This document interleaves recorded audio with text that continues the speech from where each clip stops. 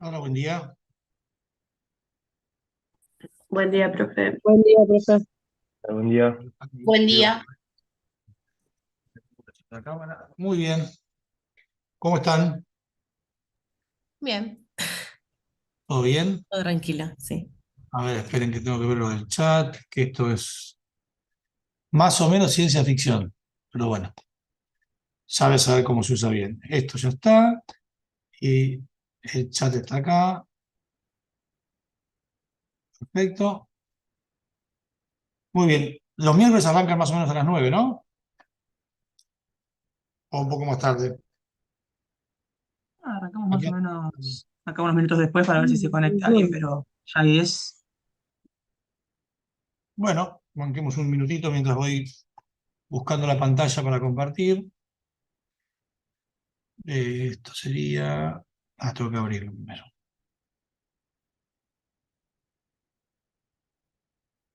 Les voy comentando,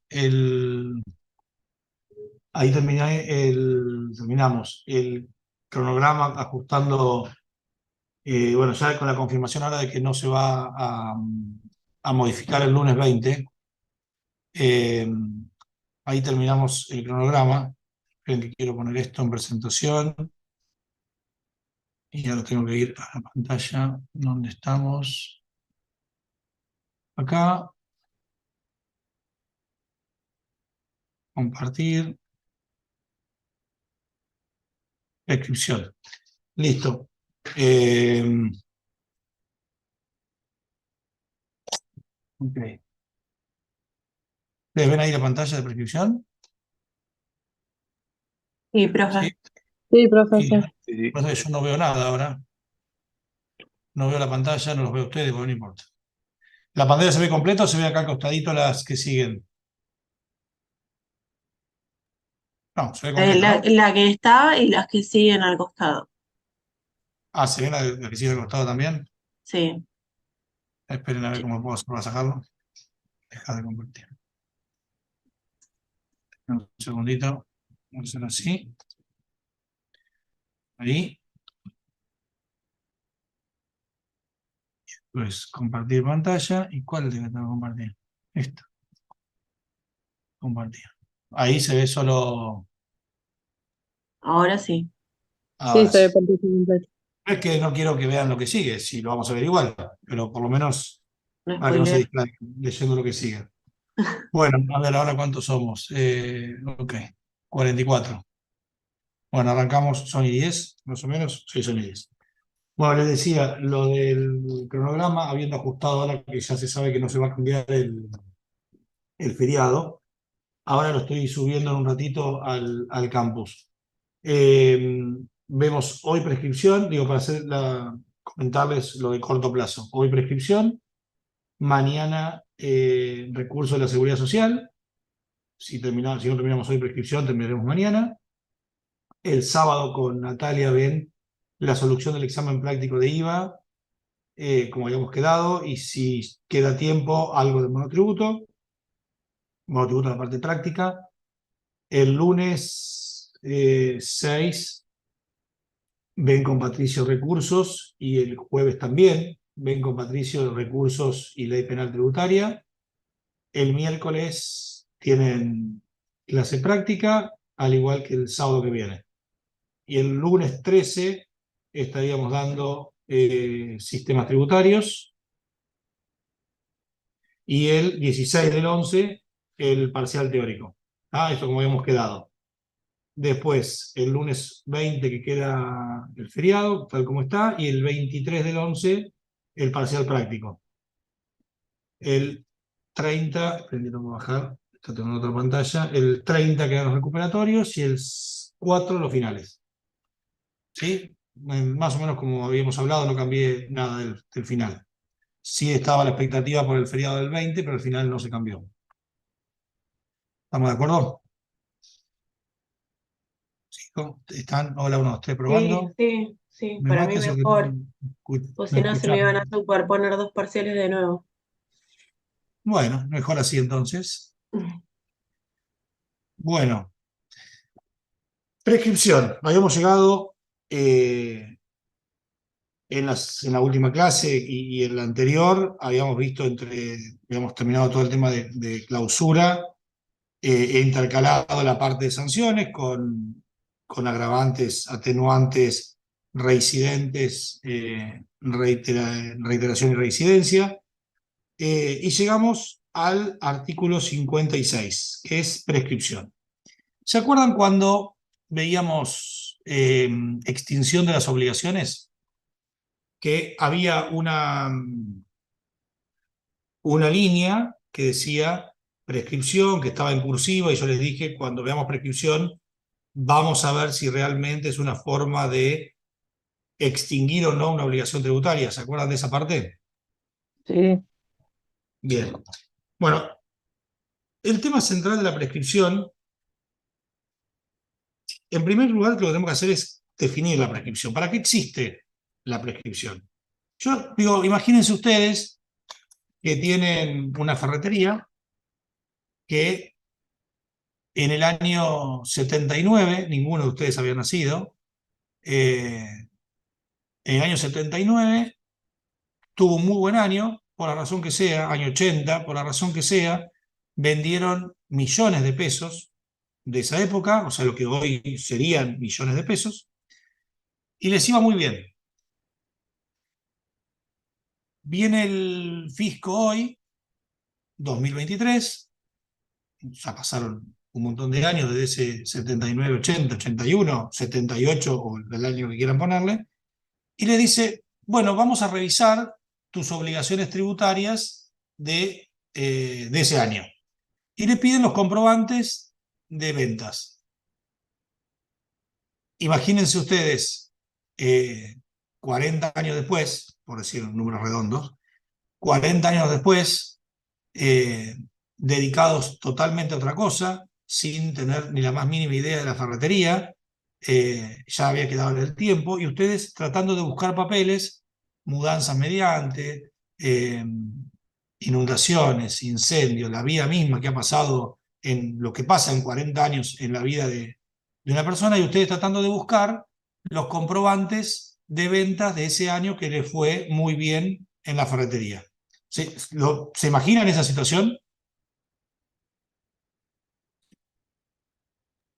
Imposible, sería.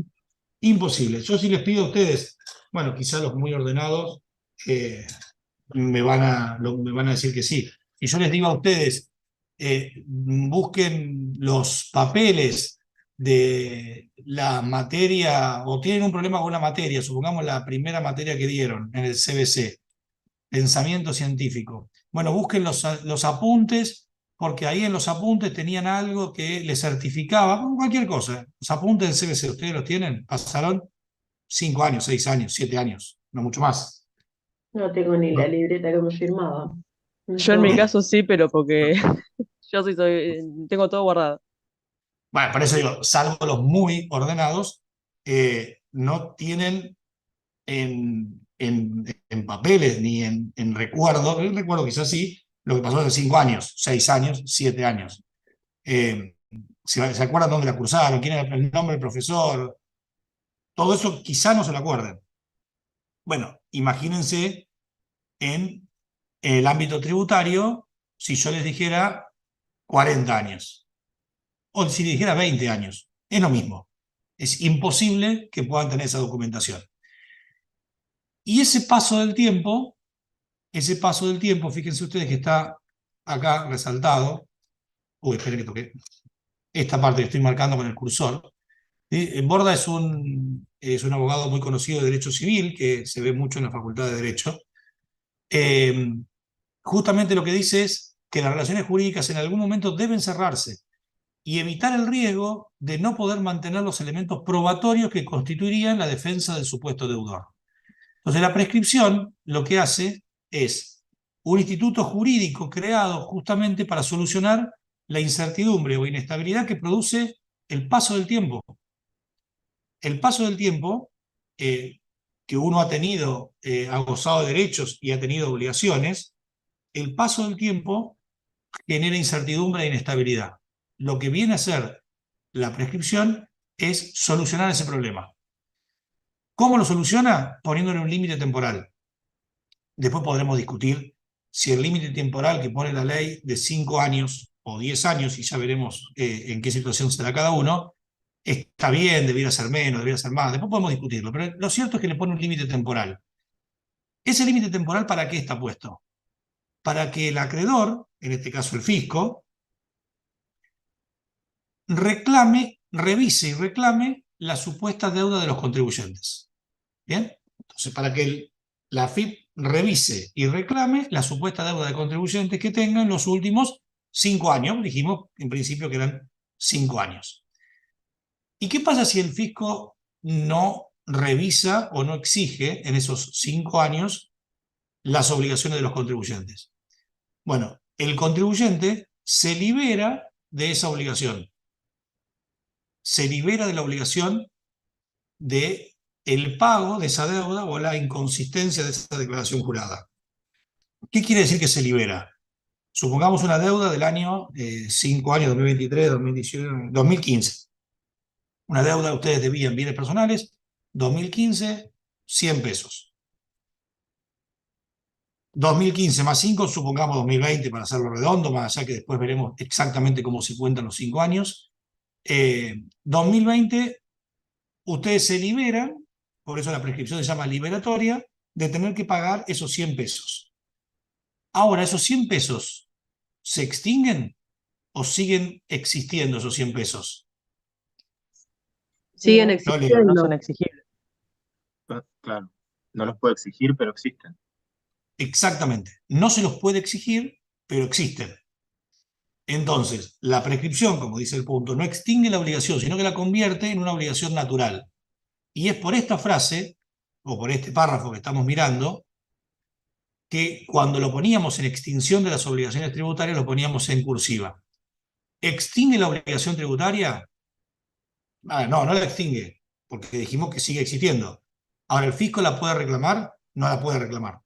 Entonces, no se extingue la obligación, pero si el contribuyente decidiera voluntariamente pagar esa deuda, podría hacerlo sin ningún problema.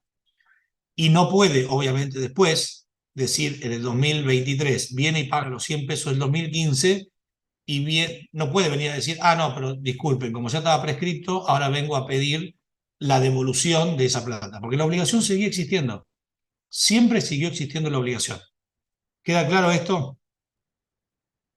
Sí, Sí, profe, profe. Sí. tal vez me adelanto, pero si la obligación se extingue y el contribuyente eh, quiere por su propia voluntad abonarlo y cancelarlo, ¿tiene que también pagar los intereses o solamente el capital inicial? La obligación no se extingue. La prescripción no extingue la obligación. La convierte en no exigible de alguna manera. Perdón, Ahora, esto digo para aclararlo. El contribuyente, una vez con una obligación que está prescripta, el contribuyente puede pagar lo que quiera.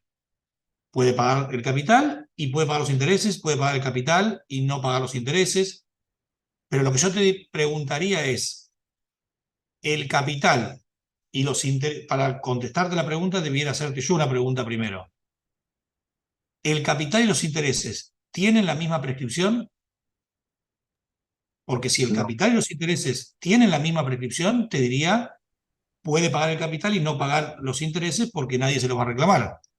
Pero ojo, que puede suceder que el interés prescriba en un momento distinto que el capital. Caso de anticipos. El anticipo, ahora vamos a ver, igual no quiero adelantarme tanto, pero si tu pregunta, Juan Manuel creo que la había preguntado, ¿no? sí, ¿Sí? Tu pregunta es, si vos podés pagar el capital y no pagar los intereses, sí, podés hacerlo. En la medida que ambos prescriban en el mismo momento. Porque si vos haces eso, pagás el capital y no pagás los intereses, y el interés, por alguna razón, no está prescripto, el fisco te lo puede reclamar. Lo puede reclamar en cualquier caso, habiendo pagado voluntariamente esa deuda o no habiéndola pagado, porque tiene una prescripción distinta que el capital. En el supuesto que existiera, no te lo estoy diciendo en teoría. ¿Se entiende, Juan Manuel, la sí, respuesta? sí. Ok. Gracias.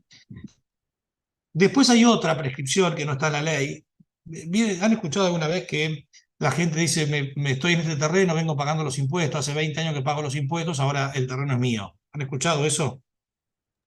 Sí. Sí. Sí. Bueno, eso se llama Sí, por usucapión. lo de Sucapión, claro. Claro, la usucapión es la prescripción adquisitiva, es decir, que se adquiere un derecho o la propiedad de una cosa por la posición continua ejerciendo el carácter de titular pagando los impuestos. Es decir, con la posesión continua de esos derechos, en concepto de titular durante un tiempo, se adquiere la propiedad, la propiedad o se adquiere un derecho. Esa es la prescripción adquisitiva, que en el ámbito tributario, salvo que alguien quiera adquirir una deuda, por el paso del tiempo, nadie la va, no, de hecho no está legislado. No hay posibilidad de que exista la prescripción adquisitiva en el ámbito tributario. Entonces, usucapión es para diferenciarlo de la prescripción liberatoria. La que está en la ley legislada es la prescripción liberatoria. Y que quede bien claro es, no se extingue la obligación, se convierte en natural, la obligación sigue existiendo como tal. La prescripción es la inacción del acreedor por un plazo de ejercer su derecho a cobrar el impuesto. A cobrar o a revisar ese impuesto. No siempre es cobrar, a veces es revisar las declaraciones juradas. ¿Vamos bien hasta acá? Sí, profe. Sí. Bien. Ahora vamos al diferenciarlo con la caducidad. ¿Qué pasa si yo les digo a ustedes? Miren, ustedes tienen que, supongamos que existiera la posibilidad, para aprobar la materia, se presentan el lunes a las 9 de la mañana y por el hecho de presentarse el lunes a las 9 de la mañana, se aprueba la materia. Supongamos que existiera esa posibilidad. ¿Qué pasa con alguien que se presenta a las 9:05? Cuando No tomo mate aprueba. quiere decir que no se escucho. En ese caso no aprueba. En ese caso, perdón, no te escuché. No aprueba. En ese caso no le rige esa particularidad que era el de aprobar. O si quieren aprobar, cambiémoslo. Presentarse a un concurso. Un concurso de baile. No sé, cualquier cosa. Se presentan 9:05. ¿Pueden participar de ese concurso de baile? No. No pueden. No. La posibilidad de presentarse a ese concurso, de presentarse de presentar los papeles o de presentarse para aprobar un examen, para lo que fuera, caduca. ¿Por qué caduca? Porque la convención que hicimos entre particulares ya no es fijado por la ley, sino entre particulares, en este caso, es si ustedes se presentan a las 9 de la hasta las 9 de la mañana del lunes, pueden participar del concurso de baile. Si se presentan después de las 9 de la mañana, le caduca la posibilidad de presentarse al concurso de baile. Entonces, la caducidad ahí sí extingue el derecho. Extingue el derecho por completo. Porque ustedes, o por el acuerdo que hicimos, ustedes o quien fuera, no se presentó en el horario que debía presentarse. En cambio, la prescripción no es que no se presentó en determinado momento, sino que el titular del derecho tuvo una inacción que por cierto tiempo que lo llevó a que después esa obligación que tenía no le sea reclamable, por decirlo de alguna manera. Entonces la caducidad extingue el derecho, porque lo deberían haber ejercido en determinado momento y no lo ejercieron.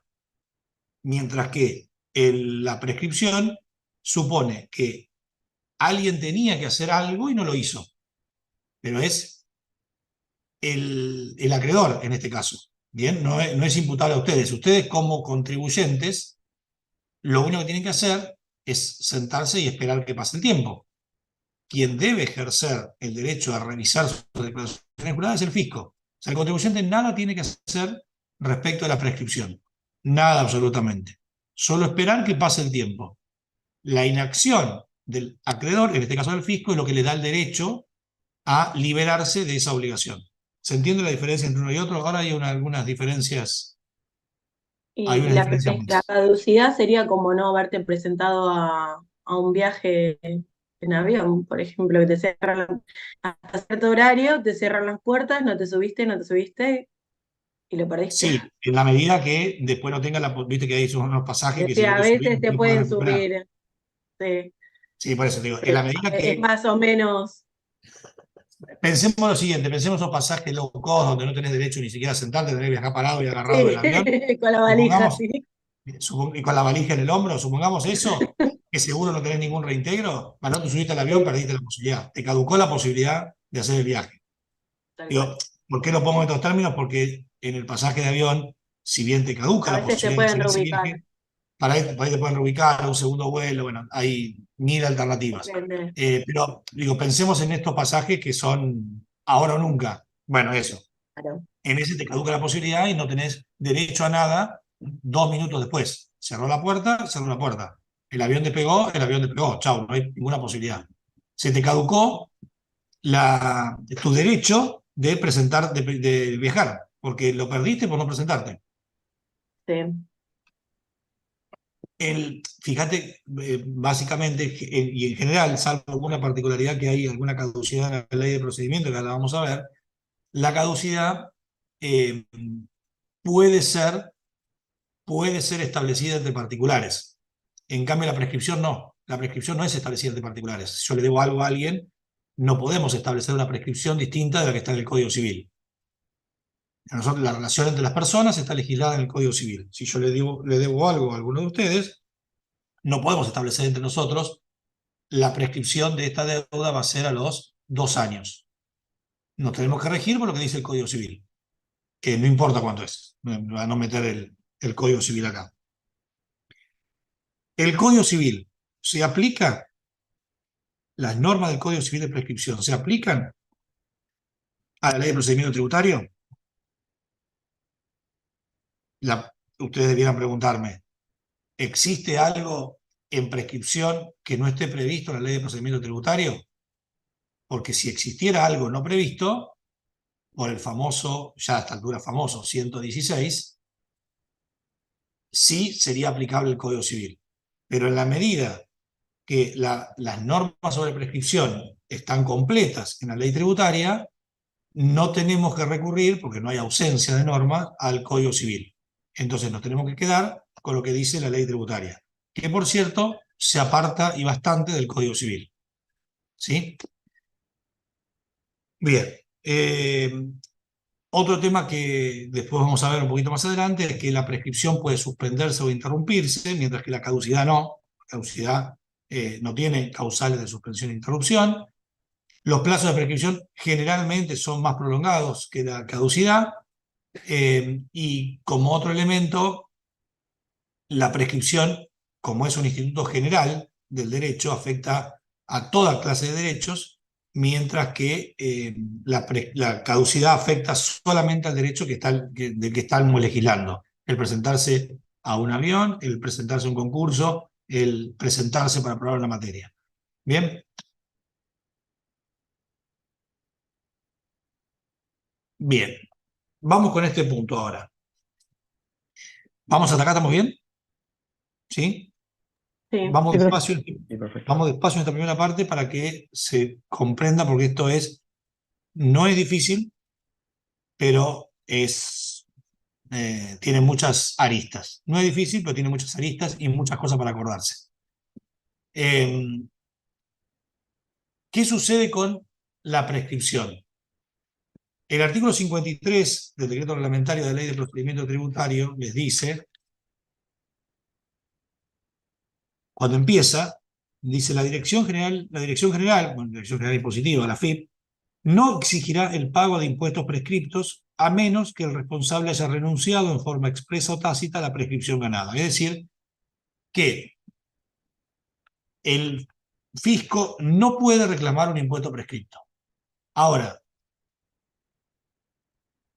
cuando avancemos y veamos la cantidad de situaciones que hay que suspenden o interrumpen la prescripción, uno no podría decir fácilmente si algo está o no prescripto.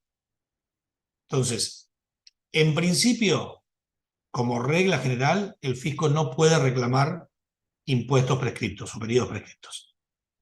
Ahora, para saber que algo está prescripto o no está prescripto, la situación no es fácil. Ya hablamos que son 5 años para tenerlo claro. Y si ustedes me preguntaran a mí, ¿un impuesto a las ganancias del año 1990 está prescripto o no? ¿Saben qué le contestaría yo? No sé. Y me van a decir, pero pasaron 23 años. Pero no lo sé. ¿Por qué no lo sé? Porque hay infinidad de causales de suspensión, algunas expresas y otras tácitas, con lo cual más complejo para analizarlo, y infinitas no, son finitas, pero son muchas, y muchas situaciones de interrupción de la prescripción. Entonces, entre las causales de suspensión y las causales de interrupción, si esas causales se fueron sucediendo en el tiempo en forma periódica, es probable que el impuesto a las ganancias de 1990 hoy no esté prescripto. Puede ser. Digo, no lo sé. Si me lo preguntan, yo le tengo que contestar, no lo sé. Veamos el caso puntual y analicemos qué fue cómo fue sucediendo la vida de esa obligación tributaria, y ahí les podré decir si después de 23 años eso está prescrito o no está prescrito. Entonces, esta norma del artículo 53, primer párrafo, se vuelve de alguna manera inaplicable, porque es cierto que la FIP, perdón, ¿iba a estornudar? Ya pasó. Es cierto que la FIP no puede reclamar impuestos prescriptos, pero también es cierto que puede no saber exactamente cuándo un impuesto está prescripto y cuándo no está prescripto. Discúlpenme un segundito. Y contesto algo. Esto es lo que tiene la virtualidad. En el aula uso menos el celular. Acá teniéndolo al alcance de la mano y viendo los mensajes es más complicado. Bueno, ¿hasta acá vamos bien entonces? ¿Seguimos? ¿Sí? Sí, sí, profe. Sí, profe. Vamos acá. Vamos al artículo 56. El artículo 56, acá empieza, sí, acá empieza. Artículo 56, inciso A. ¿Cómo es el copete del artículo 56? Primero debemos definir eso. Acciones y poderes del fisco. ¿Para qué? Las acciones y poderes del fisco para determinar y exigir el pago de impuestos regidos por la presente ley y para aplicar y hacer efectivas las multas y clausuras. Prescriben. Y empieza a detallar cuándo prescriben. Pero lo que yo les pregunto es lo siguiente. Acá estamos hablando de varias cosas a la vez, porque estamos hablando. Esperen que contestar que.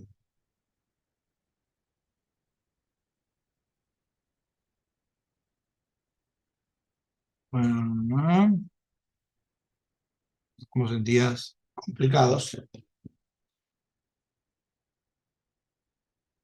Si ustedes me escucharon, o si podemos volver a analizarlo en detalle, tenemos que ver lo siguiente. Acciones y poderes del fisco para determinar y exigir el pago de impuestos. ¿Qué es determinar el pago de impuestos? ¿Cómo se determina?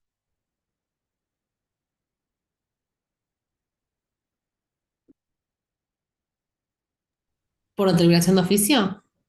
Bien, perfecto, por determinación de oficio. Y exigir el pago de impuestos. La determinación de oficio es el mismo acto que exigir el pago, más allá de que la intimación forme parte del proceso final de la determinación. Pero el momento de determinar de oficio una obligación y el momento de exigir el pago o los actos, ¿es el mismo acto o son dos actos distintos? No, son distintos. Para mí son Son distintos. distintos. Son claramente distintos. Una cosa es determinar y otra cosa es exigir. Y después dice, digo, y vayan tomando, cuando paramos así y vamos desgranando los términos, vayan tomando nota especial de esto. Determinar es una cosa, exigir es otra. Entonces dice, las acciones y poder del fisco para determinar y exigir el pago de impuestos regido por la presente ley. Y para aplicar y hacer efectivas las multas. Aplicar una multa. Ya sabemos lo que son las multas y ya sabemos cómo se aplican las multas con el sumario del artículo 70. ¿Bien? Entonces, bueno, le acabo de dar la respuesta. ¿Cuál es el acto de aplicar una multa? Le di la respuesta. Hacer el sumario. Bien, llegar a una resolución del sumario. ¿Estamos de acuerdo hasta ahí? Llegamos al momento donde determinamos que le corresponde una clausura de 2 días. ¿Hacer efectiva la multa y clausura es el mismo momento o el mismo acto de aplicar la multa? No. No. Hacerla efectiva es ir a poner la faja de clausurado. ¿Sí? Entonces, tenemos 4 cosas. Determinar el impuesto. Exigir el pago del impuesto. Aplicar la multa con la resolución, con el sumario, con todo el proceso del 70 en adelante. Y hacer efectiva la multa o clausura. Es decir, llevarla en ejecución. ¿Bien? Poner la faja, para decirlo de otra manera. O cobrar los 200 o 400 pesos que le correspondan o los 300.000 pesos que le correspondan. En un momento le vamos a determinar. ¿Se acuerdan cuando decíamos de 3.000 a 100.000 pesos la multa por no declarar trabajadores?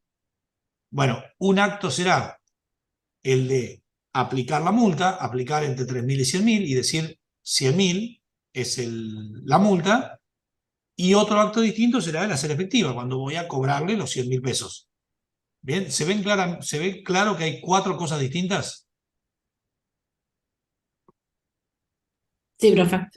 Se entiende. ¿Sí? ¿Lo van viendo? Bueno, ahora lo que tenemos que empezar a ver es que estas 4 cosas, que son distintas, ¿cómo los trata la ley? Porque a veces la ley une 2, estas 2 las tiene separado, otras veces son 4, otras veces son 2 grupos de 2. Entonces, a partir de ahora, tengamos bien puestas las antenas, o bien paradas las antenas para escuchar o para entender cómo va diciendo la ley, cómo va tratando la ley la prescripción de estos 4 puntos, que es determinar el impuesto, exigir el impuesto, aplicar las multas y hacer efectivas las multas. Insisto, a veces junta y a veces junta los hechos y a veces los trata por separado. Veamos cómo los trata en cada punto. En el caso de genérico en el que estamos hablando primero, dice el copete, menciona los 4 hechos. Y dice el inciso A, prescriben por el transcurso de 5 años en el caso de contribuyentes inscriptos, así como en el caso de contribuyentes no inscriptos que no tengan obligación legal de inscribirse ante la FIP, o que teniendo esa obligación y no habiéndola cumplido, regularicen espontáneamente su situación. Y acá hay un montón de conceptos. Este inciso A tiene todos los conceptos que tenemos en esta filmina y en 2 o 3 más.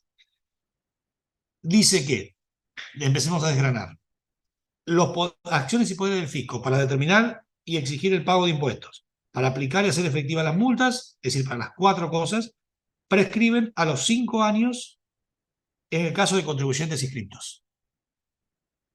Después seguimos leyéndola. ¿Qué es un contribuyente inscripto? Bueno, un contribuyente inscripto es un contribuyente que tiene la inscripción, el impuesto al valor agregado, el impuesto a la ganancia, el impuesto a los bienes personales, está inscripto ante la FIP, está el domicilio fiscal declarado, no tiene ninguna inconsistencia, el contribuyente hace su factura, un contribuyente de la mayoría de los contribuyentes. No, tampoco pensemos que la mayoría no está en esta situación. La mayoría de los contribuyentes están en esta situación. No quiero poner los ejemplos de los que no facturan, que andarán por ahí, que no los veo, pero no lo quiero traer a colación. Digo, los que más o menos están regularizados. El caso de la mamá de Cintia, ¿no? Tu mamá era Cintia, que estaba ¿Todo en orden? ¿Que presentaba todo bien? Sí, sí, sí. Bien. Con Bueno, la FIP no fue el problema. bueno, bien. No, sí, Pues la vamos a decir. hubo otros, pero no fue la última vez con la FIP. Está muy bien. Bueno, entonces pongamos como ejemplo a la mamá de Cintia. La mamá de Cintia está inscrita, paga sus impuestos, hace sus facturas, presenta sus declaraciones juradas, paga sus obligaciones, hace su contribución de inscripto. ¿Qué tiempo tiene la FIP para ir a reclamarle si la mamá de Cintia hizo las cosas bien? 5 años. ¿Bien? Ahora ustedes van a ver ahí que dice artículo 53 del Decreto Reglamentario, Ley de Procedimiento Tributario, último párrafo, liquidaciones interdependientes. Y leyéndolo ahí no van a entender nada. Entonces vamos a buscar el último párrafo, el último y el antepenúltimo párrafo del artículo 53 del Decreto Reglamentario. ¿Y qué dice? No están comprendidos en las disposiciones del artículo 59, porque antes era 59, no importa, los contribuyentes de los impuestos cuando los contribuyentes de los impuestos cuyas liquidaciones sean interdependientes y que se hallen inscritos en alguno de ellos. ¿Esto qué quiere decir? Si yo tengo dos impuestos que son interdependientes, es decir, supongamos por un instante, y solo supongámoslo por un instante, que IVA y ganancias, porque después está el ejemplo que claramente no lo es, pero supongamos por un instante que la base imponible para IVA y ganancias fuese las ventas. Supongamos por un instante que es la misma base imponible. Entonces, si yo estoy inscrito en uno de ellos, el otro es interdependiente, porque si estoy inscrito en IVA y el IVA se declara sobre las ventas, y en el supuesto que estamos haciendo teórico, el impuesto a las ganancias también se declarará sobre las ventas, son interdependientes entre sí, entonces con estar inscrito en uno de ellos no necesito estar inscrito en los dos. Porque, ¿qué sucede con esto? Cada inscripción en impuesto tiene su prescripción particular. Yo puedo estar inscrito en IVA, no estar inscrito en ganancias, estar inscrito en bienes personales, no estar inscrito en impuestos internos y ser obligado por todos los impuestos. Entonces, ya no sé cuál dije que estaba inscrito, pero bueno, para IVA y para ganancias seré un contribuyente inscrito, para internos y bienes personales seré un contribuyente no inscrito. Y la prescripción ahí me va a jugar distinto. Para los impuestos en los que estoy inscrito será de 5 años, y para los que no estoy inscrito, que viene en el inciso siguiente, la prescripción será de 10 años. Que sea de 10 años, ¿me beneficia o me perjudica como contribuyente?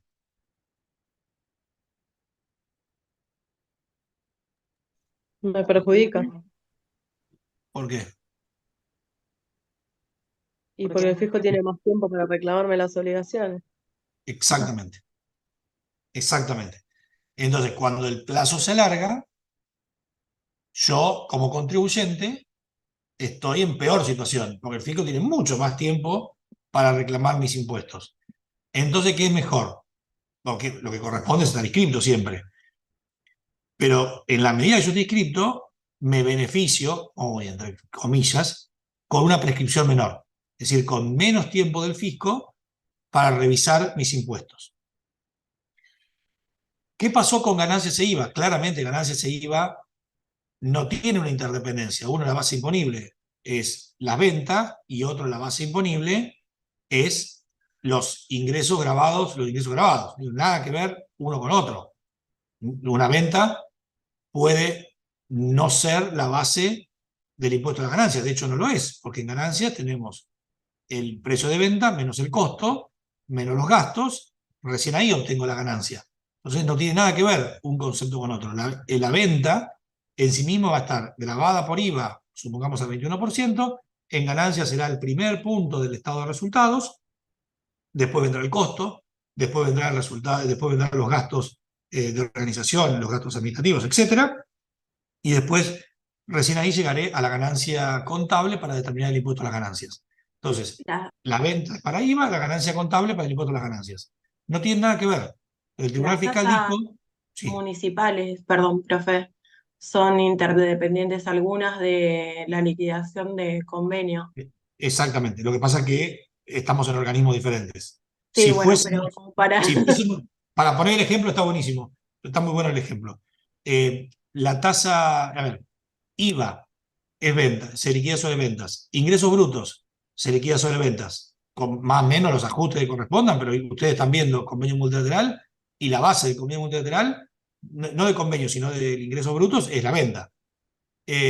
Tasa de seguridad e higiene, en muchos casos se calcula sobre las ventas, en otros casos se calcula por metro cuadrado, por trabajadores registrados, por un montón de otras cosas, pero muchas veces se liquida sobre las ventas. Entonces tenemos, si fuésemos todo el mismo organismo, por un instante pensemos IVA, ingresos brutos y tasa de seguridad e higiene, los tres con la misma base. Con lo cual ahí claramente las liquidaciones son interdependientes. Con estar inscrito en uno, la ley dice que estoy inscrito en todos. ¿Por qué? Porque es la misma base. Son interdependientes una de la otra. En cambio, gracias Cintia por el ejemplo, porque es bueno ese. No sé si se entendió, pero el ejemplo era bueno. Para el Tribunal Fiscal la interdependencia no se configura entre IVA y ganancias porque tienen diferentes hecho imponible, lo que impide toda relación de dependencia o subordinación entre ellos, como tampoco entre ganancias y autónomos. Digo, no tienen nada que ver uno con otro, entonces esos no son interdependientes. Por lo tanto, tengo que estar inscrito en IVA y estar inscrito en ganancias. Bueno, esto después el número de quit, cuando salió en el año 80 y pico, pero no vamos a tomarlo ahora, no tiene ningún sentido. Se dijo que si todos, porque antes había un número de inscripción de IVA, un número de inscripción de ganancias, un número de inscripción de bienes personales. Más bienes personales no existía, de impuesto del patrimonio neto. En el año 86, 85, 87, por ahí, no me acuerdo exactamente, desaparece la inscripción, el número de inscripción de cada impuesto y aparece el número de quit. Entonces, yo con el número de quit, algunos decían, bueno, ya estoy inscrito con el quit, soy inscripto. No importa los impuestos, no, el número de quit no hace desaparecer la distinción entre inscripto y no inscripto. El número de quit es el número, es la unificación del número y después tendré que estar inscripto en cada uno de los impuestos. Lo que determina si estoy inscrito o no en la inscripción en cada uno de los impuestos, con independencia de tener o no el número de quit. Y el decreto 1299 está vinculado al mismo artículo 53 del decreto reglamentario de la Ley de Procedimiento Tributario, y dice en el primero, segundo, tercer, cuarto párrafo, o tercero empezando de abajo.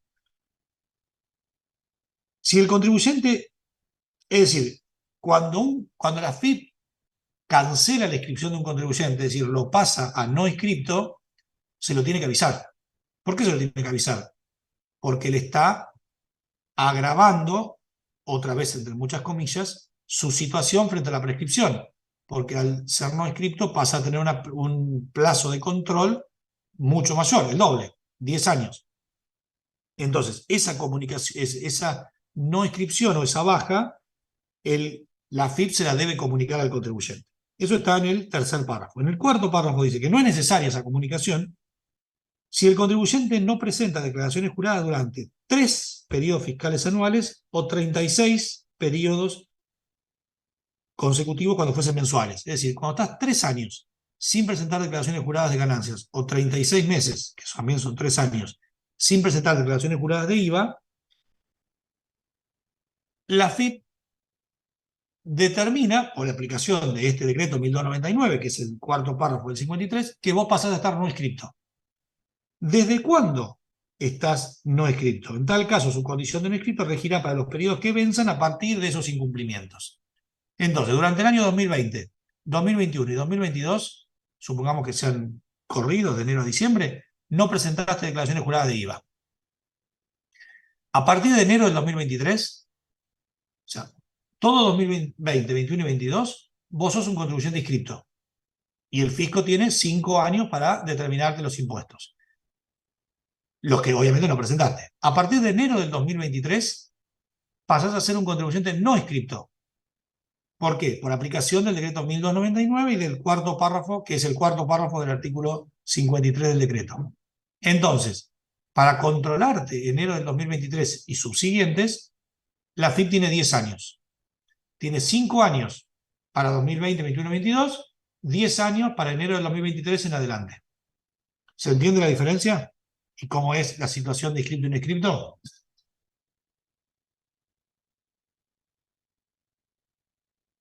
Sí, Muy miércoles debería decirles. Sí, profe. Está lluvioso, está feo, está en su casa algunos. Un nivel de participación paupérrimo estamos teniendo. Me voy a dormir si no hablan. yo Sí, lo que profe, les se está entendiendo bien. Por lo menos en la clase los veo. Camino, acá ni los veo. Bueno, ¿sigo? Sí, profe. Bien. Vamos. Ahora, sigue diciendo la ley. Volvamos al 56, porque por ahora lo único que vimos es el inciso A, contribuyentes inscriptos. Después dice coma. Así como el caso de contribuyentes no inscriptos que no tengan obligación legal de inscribirse. Entonces, nosotros tenemos contribuyentes no inscriptos. Ya dijimos quiénes son los no inscriptos. Ahora, esos no inscriptos pueden ser no inscriptos porque no se inscriben, o pueden ser no inscriptos porque no tienen obligación de inscribirse. Vamos a mi caso. Mi ejemplo. Podría ser el ejemplo de cualquiera de ustedes. Yo pago impuestos a las ganancias, estoy obligado a pagar impuestos a las ganancias. Sí, Todos los trabajadores en relación de dependencia, ¿están obligados a Sí, pagar impuestos a las ganancias? sí. sí, Sí, sí, todos. Todos son sujetos del impuesto a las ganancias. Por la mecánica de liquidación de la ley, por la aplicación de los mínimos y por lo que fuere, solo pagan algunos contribuyentes. No pagan los 9 millones de trabajadores, los 10 millones de trabajadores. Pagan solo 90.000 a partir de este mes. Pero obligados hasta los 10 millones. Ahora, los 10 millones de contribuyentes que deben pagar impuestos a las ganancias, ¿están inscritos o no inscritos? Y dentro de esos 10 millones me incluyo yo también. Algunos pueden estar inscritos, pero la mayoría no estamos inscritos. Yo no estoy inscrito en impuesto a las ganancias. ¿Por qué no estoy inscrito? Porque lo retiene el empleador. Porque lo retiene el empleador. Entonces, yo no estoy inscrito. Ahora, ¿estoy obligado a inscribirme? No, no estoy obligado, porque me lo retiene el empleador. Entonces, mi situación es no inscrito, no obligado. ¿Y ahí qué plazo me corre? ¿5 o 10 años? ¿Qué es lo que prevalece? Bueno, la ley lo que hace prevalecer es contribuyentes. Se los considera como dentro del grupo de los inscriptos, aquellos, o dentro del grupo de los de 5 años, aquellos contribuyentes no inscriptos, no obligados a inscribirse. El ejemplo típico es el empleado en relación de dependencia. ¿Cuándo estaría obligado a inscribirme? Yo estaría obligado a inscribirme si viniera mi recibo de sueldo, un sueldo de 10 millones, primero festejaría. Si viniera mi recibo de sueldo 10 millones de pesos, sabiendo que supera 10 millones todos los límites, y la FIP no me hiciera la retención. Supongamos que eso pasara. La FIP, en mi caso, pues mi empleador, ¿no? No la FIP como ente de recaudación, sino la FIP como mi empleador. Supongamos que recibo un mes, en el recibo de sueldo, 10 millones de pesos, 15 millones de pesos, y no me hacen retención de impuestos a las ganancias. ¿Yo qué debiera? ¿Cuál es mi obligación? Mi obligación es decir, bueno, ok, la FIP no me retuvo, pero yo con este monto sé que tengo que pagar el impuesto a las ganancias. Entonces, lo que tengo que hacer es inscribirme en el impuesto a las ganancias y pagar el impuesto a las ganancias. Porque yo no estoy obligado a inscribirme en tanto y en cuanto mi empleador me retenga. Como bien dijo alguien que no leí el nombre de quién era, no vi la pantalla quién había hablado, pero alguien lo dijo, porque mi empleador me retiene. Pero si mi empleador no me retiene, en ese caso, yo como contribuyente, yo que soy obligado a impuesto a las ganancias, tengo que inscribirme y pagar el impuesto. Haré mi liquidación diciendo, mire, yo gané 10 o 15 millones de pesos, tengo que pagar tanto de impuesto a las ganancias. Y tengo que ir e ingresarlo, porque es mi obligación. Ahí ya soy un contribuyente no inscrito, pero no entro en esa categoría de no obligado a inscribirme. Yo estoy obligado a inscribirme. Entonces, si estoy obligado a inscribirme y no me inscribo, me rigen los 10 años. ¿Sí? Esto de espontaneidad saquémoslo porque no tiene mucho sentido.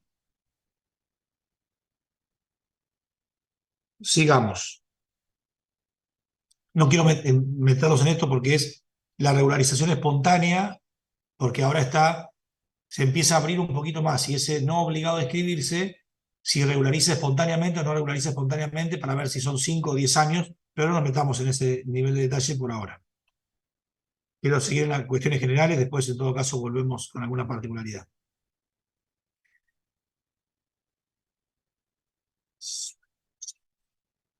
¿Por qué viene a colación eso? Porque después dice el artículo 56, inciso A, o que dice, así como el caso de contribuyentes no inscriptos que no tengan obligación legal de inscribirse, o que teniendo esa obligación y no habiéndola cumplido, regularizan espontáneamente su situación. Por eso, pero la regularización espontánea no está legislada, hay algo del 113, pero que no es exactamente aplicable a esto. Después la espontaneidad está dada dependiendo de cómo me entero de esa situación. Por eso digo, no nos metamos, porque es muy casuístico y no viene al caso la cuestión teórica. Ese es el inciso A. El inciso B dice, por el transcurso de 10 años, en el caso de contribuyentes no inscriptos, que ya sabemos quiénes son los no inscriptos. Entonces tenemos 5 años para los contribuyentes inscriptos o no inscriptos no obligados, y después tenemos 10 años para los no inscriptos directamente. El inciso C dice, prescriben por el transcurso de 5 años respecto de los créditos fiscales indebidamente acreditados, devueltos o transferidos a contar de cuándo no importa. ¿Qué es esto? Ustedes vieron la ley de IVA, el artículo 43, ¿sí? La devolución de los créditos por exportación. Tienen claro que la exportación está entre exenta y no grabada, bueno, ahí para computar los créditos, esa disquisición que se hace siempre, pero está no está sujeto al pago de impuesto al valor agregado las exportaciones. Una venta que tiene tasa cero, bueno, está la discusión ahí si es tasa cero, está exento, no importa. Sí. Hasta eso es lo que vimos en IVA. Ahora, yo tengo los créditos fiscales computados contra esas ventas que no generan débito. Con lo cual, si yo produzco un teléfono, exporto un teléfono, voy a tener todos los créditos fiscales de la exportación del teléfono, de la venta del teléfono, que va a ser de exportación, no lo voy a poder computar contra ningún débito. Por lo tanto, siempre me va a quedar un crédito fiscal a favor. Ese crédito fiscal, el artículo 43 dice, lo tenés que usar contra débitos fiscales de otras actividades del mercado interno, o si te queda un remanente, pedir la devolución. Entonces, ¿el fisco qué hace? El fisco tiene un régimen que dice, bueno, yo tengo que controlar esos créditos fiscales que vos me estás pidiendo la devolución. Si yo tengo que controlar cada uno de esos créditos fiscales que voy a pedir la devolución, voy a tardar 2 años, 3 años. Y vos seguramente ese crédito fiscal lo necesitas como capital de trabajo. Entonces el fisco dice, bueno, mira, yo te lo voy a devolver rápido, pero voy a seguir verificando si realmente está bien o está mal. Pero yo te lo devuelvo. Lo que hace el fisco es la Resolución General 2000 y modificatoria por la 5173, que es la que reglamenta este artículo 43, dice devolución rápida. No sé, en menos de un mes te devuelven los créditos fiscales de IVA. Un mes y medio, 2 meses. Ahora, el fisco sigue controlando. Supongamos que sigue controlando y a los 2 años se da cuenta o determina que esos créditos que le devolvió el contribuyente eran créditos falsos. Entonces le dice al contribuyente, vení. Eso que te devolví, incorrectamente, devolvémelo a mí. O sea, cancelarlo de nuevo. ¿Por qué? Porque te lo di mal. No es que te lo di mal. Seguí verificando y encontré que tenía facturas falsas. Entonces, devolvémelo de nuevo. Bueno, ese proceso de control, de cobro de créditos fiscales indebidamente acreditados, también prescribe a los 5 años. La discusión acá, que es el último acápite de esta filmina, qué palabra, acápite de la filmina, digo, terrible. El último punto que tenemos acá abajo es la naturaleza jurídica. ¿Es tributario o no es tributario? ¿Estamos hablando de un tributo o lo que estamos hablando es que a la AFIP le devolvió algo mal? ¿De qué estamos hablando? Bueno, esa discusión está, y cada vez que hay una moratoria o un plan de pago que dice se pueden incluir obligaciones tributarias, la discusión es los créditos fiscales que me devolvieron mal, que el fisco me devolvió mal y que yo tengo que restituir. ¿Es tributario o no es tributario? Bueno, siempre se ha dicho, para resolver la situación, metámoslo dentro del paquete tributario y sí tiene los beneficios de las moratorias o de los planes de pago que contemplan obligaciones tributarias.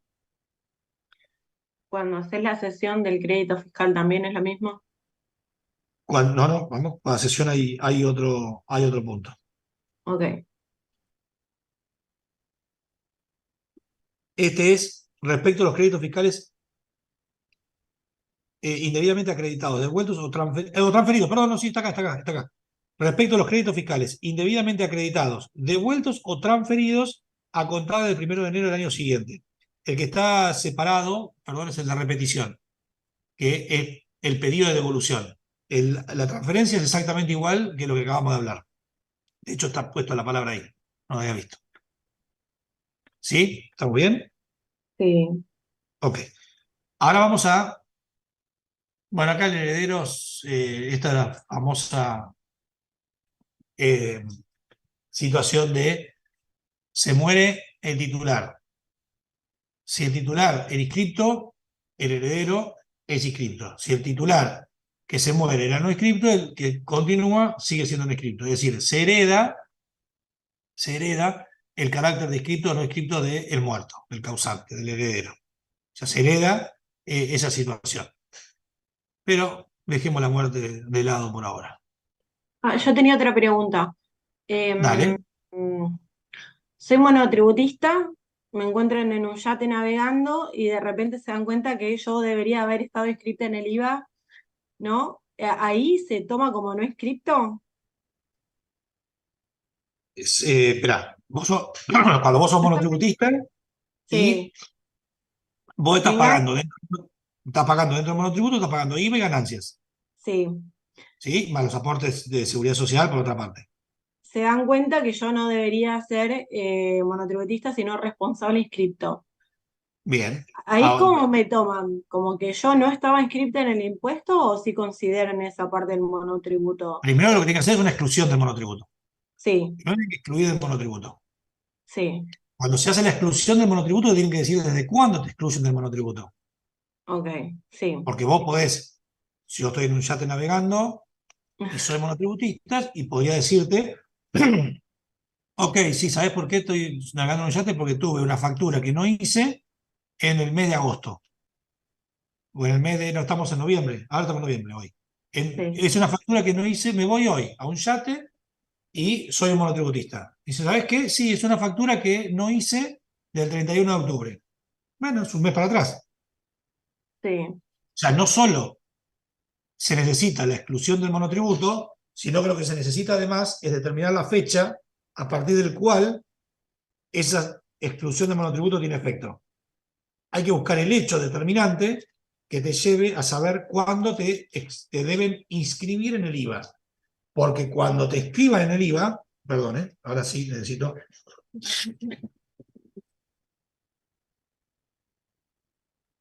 Cuando, cuando te escriban en el IVA, vos por esos periodos que te están escribiendo hoy, o sea, supongamos que hoy te escriben y te determinan que los ingresos para estar en el yate se produjeron en enero del 2013. Bueno, se produjeron en Eso, enero del 2013, te van a inscribir desde enero del 2013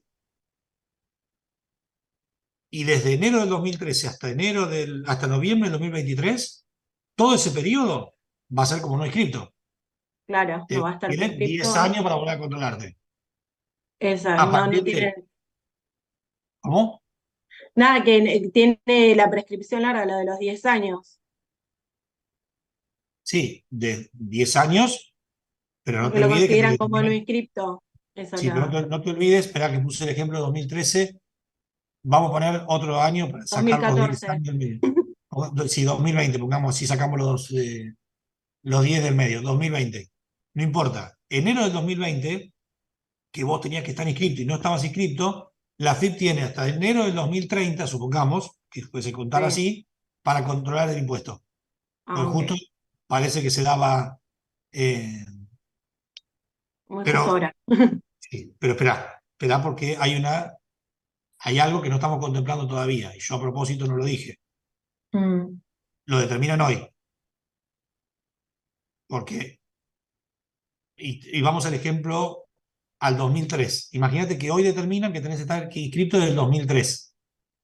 Entonces, enero del 2003, ya pasaron más de 10 años. sí, Ya está prescrito entonces, no lo puedo controlar. ¿No lo ves como inconsistente eso? sí. Y entonces, ¿qué pasa? Falta algo. No hay que ver si no hubo una, digamos, como algo que detuvo la prescripción en el medio, entre, Ahí, por ahí anda. Por ahí cantaba Garay. no sé la Decía. palabra, pero algo que Sí, sí, no interrumpió la importa. prescripción. Hay algo, no le pongamos nombre por ahora.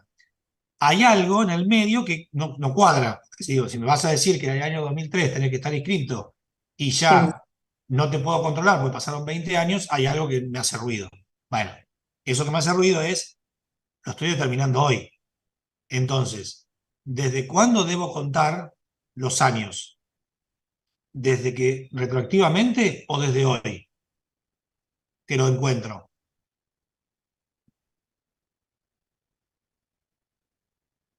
¿Desde cuándo? Desde hoy cuento 10 años para atrás, ¿sería? No, desde hoy cuento 10 años. Para adelante. Desde hoy cuento para Para adelante. adelante. No importa cuántos años, porque después veremos, cuando veamos interrupción y suspensión, después vemos cómo se empieza a contar de nuevo. Pero yo hoy determino, y la Sí. determinación que hago hoy es una causal veremos después si es suspensión o interrupción, que hace que el plazo ese empiece a contarse a partir de hoy, porque lo Ah, determino ok. hoy. Sí, ya Entonces, entendí. el plazo no importa si pasaron 2 años, 3 años o 10 años para atrás, porque lo estoy determinando hoy. El punto es ver si yo puedo hoy, esa es otra discusión, si yo puedo hoy ir a reclamar algo que la causal está más allá de 10 años. Sí. Y ahí es donde empieza a complicarse la situación. Entonces, el contribuyente en enero del 2000, en diciembre del 2011, tenía que haberse inscrito en, en noviembre del 2011. ¿Yo puedo decirle hoy, te inscribo desde noviembre de 2011? Y probablemente no, porque ya ese noviembre de 2011, que ya no estaba inscrito, yo ya no tengo facultad para controlarlo hoy. Pero sí le puedo decir, te escribo en el primer periodo que no está prescrito. ¿Cuál es el primer periodo que no está prescrito? Haciendo cuentas brutas y sin contar técnicamente como corresponde, es noviembre de 2013, sin contar como Sí. corresponde. Porque, digo, hagámoslo por ahora sí, o así no se cuenta el plazo. Pero el primer periodo que no estaría prescrito, entre comillas, es noviembre de 2013. Entonces yo te escribo en noviembre de 2013. Como te escribo en noviembre de 2013, te puedo controlar hoy. Y vos vas a presentar la declaración jurada de noviembre del 2013. Sí, la vas a presentar ahora porque te estoy determinando el impuesto. Sí. Cuando presentes esa declaración jurada de noviembre de 2013, esa causal va a hacer que se interrumpa la prescripción y que se empiece a contar de nuevo. ¿Cuánto se cuenta de nuevo? Y ahora ya estoy inscripto. Entonces, a partir de ahora que estoy inscripto, son 5 años. ¿Se entiende cómo es la diferencia entre una cosa y la otra? Sí, Yo sí, controlo para atrás hasta 10, sí. pero como le exijo que hoy cumpla esa obligación, A partir de esa, ahora empiezan a correr los cinco años. esa presentación de la declaración jurada es causal de interrupción de la prescripción y cuando se interrumpe empieza a contarse de nuevo. Pero como se empieza a Sí, contar de nuevo, son 5 años más. sí. Entonces, vamos a estar parados en el año 2028 y ustedes me van a preguntar, ¿algo del 2013 está prescrito en el 2028? ¿Qué sé yo? Por estas razones, no lo sé. Hay que mirar qué fue lo que fue pasando y ahí llegaremos a la conclusión que en el 2028 por ahí no está prescrito lo del 2013, porque se dio toda esta situación. ¿Sí? Sí, perfecto. Gracias. Igual, ya estuviste en el yate, ya estuviste descansando. Sigamos. Repetición de impuestos. Acción de repetición ¿Qué es la acción de repetición? Ustedes no, ya no vieron la parte recursiva, pero repetición dijimos que era una devolución de impuestos. Una devolución un poco más compleja, porque hay en juego cómo se determina el impuesto. La devolución es la devolución simple y rápida, pagué 100 pesos de más, devolverme los 100 pesos. La repetición es, pagué 100 pesos porque el hecho imponible no se había generado, bueno, hay que discutir si se generó o no el hecho imponible, si había un anticipo que congelaba o no congelaba precios, yo entendí que debía generarse el hecho imponible, pero no era así, entonces pido la repetición del impuesto, entonces se analizará cómo se genera el hecho imponible, el anticipo que congela precio o no congela precio, y se llegará a la conclusión de que efectivamente pagaste de más, te corresponde la devolución de ese impuesto, pero se analiza técnicamente primero. En el caso de la devolución no tenía que pagar y pagué 100 pesos directamente, o pagué 2 veces los 100 pesos. Esa acción de repetición del contribuyente tiene 5 años para ejercerla. ¿Por qué tiene 5 años para ejercerla? Porque lo tiene que pedir él. De este lado se da vuelta. No es que yo tenga que controlar algo, sino que el contribuyente es quien tiene que pedir la devolución o la repetición de ese impuesto. En el artículo 13, dejémoslo porque no tiene nada que ver. Tiene que ver, pero no tiene importancia. ¿Y qué me queda del artículo 56? El tercer párrafo, que es: prescribirá a los 5 años las acciones para exigir el recupero o devolución de impuestos. El término, bueno, esto es, así como antes veíamos la repetición, esta es la devolución, simple y rápida, así como para el recupero o para el recurso de repetición tenés 5 años, para pedir la devolución también tenés 5 años. Igual después de cuándo se cuenta, lo vemos después. Y el último párrafo, que está a partir de la reforma tributaria de 2017, es el de agente de retención. La prescripción de las acciones y poderes del fisco en relación al cumplimiento de las obligaciones impuestas a los agentes de retención y percepción es de 5 años contados a partir del 1 de enero siguiente al que no importa desde cuándo. Veamos 5 años. El agente de retención, ¿cuál es la obligación que tiene? Tiene 2 obligaciones. La obligación que tiene es, primero, hacer la retención en el sueldo, y segundo, depositar esa retención y hacer la declaración jurada. Es decir, tiene como 2 obligaciones, o 3, digamos. Hacer la retención, ingresar los montos de la retención e informarlo de una declaración jurada. Bueno, a partir de cada uno de esos eventos se cuentan los 5 años. Pero ahora no quería meterme, pero ahora vamos a meternos bien. Ahora volvemos a esta filmina, pero quiero antes volver ver esto, que es el 57. Después volvemos al 56, porque hay varias cosas del 56 que determinan el momento en el cual se inicia a contar el plazo de la prescripción. Pero lo quiero ver primero en el 57 y después volvemos. ¿Sí? El 57 dice, hasta ahora sabemos que son 5 o 10 años. Lo que no sabemos es cuándo se cuentan esos 5 o 10 años. ¿Está claro? Sí. Bien. Tenemos que ver desde cuándo se cuentan. Comenzará a correr el término, 57, comenzará a correr el término de la prescripción del Poder Fiscal para determinar el impuesto y facultades accesorias del mismo, así como para la acción para exigir el pago. ¿Lo ven? Que hay 2 cosas: determinar el impuesto y exigir el pago. Están las 2 en el mismo párrafo. Las 2 juntas están. Determinar y exigir. Miren lo que tienen acá. Determinar y exigir. Esto que está acá. Ambas cosas. Esta es una, esta es otra. Pero las 2, en este caso puntual, están juntas. Comenzará a contarse desde el 1 de enero siguiente al año en que se produzca el vencimiento de los plazos generales para la presentación de la declaración jurada e ingreso del gravamen. 1 de enero siguiente al año de vencimiento del plazo para presentar la declaración jurada. Y ahí lo pusimos, vengo dejando ese ejemplo porque se ve claro, como es 2000, se ve claro cómo van variando los años. El ejercicio fiscal 2000 vence en el 2001. En algún momento del 2001.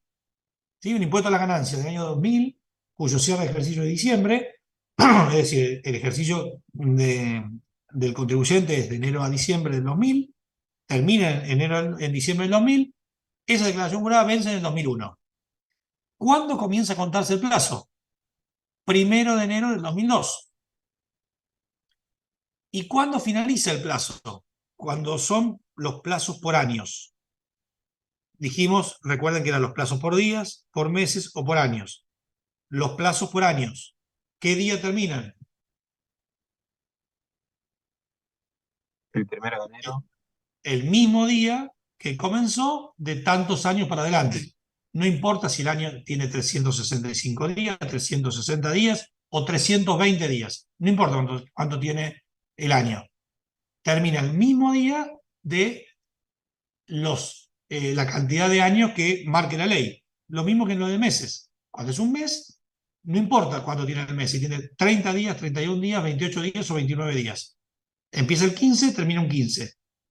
La única salvedad estaba dada por el momento que si empezaba un 31 y el mes siguiente no tenía 31, terminaba el 30. Bueno, esto es, el plazo comienza el 1 de enero. Y como 1 de enero tienen todos los años, finaliza el 1 de enero. No finaliza el 31 de diciembre, ni finaliza el 30 de diciembre. Finaliza el 1 de enero. ¿Cómo se cuentan los días? Recuerden que el día es el lapso que va de medianoche a medianoche. Empieza el 1 de enero a las 0 horas y termina el 1 de enero a las 24 horas. Ahora, el fisco más vale que haga algo el 30 de diciembre, porque el 31, o el 31, porque el primero es inhábil. Así que más vale que haga algo antes. Acá no se corre el primer día hábil, no se corre nada. Termina el 1 de enero.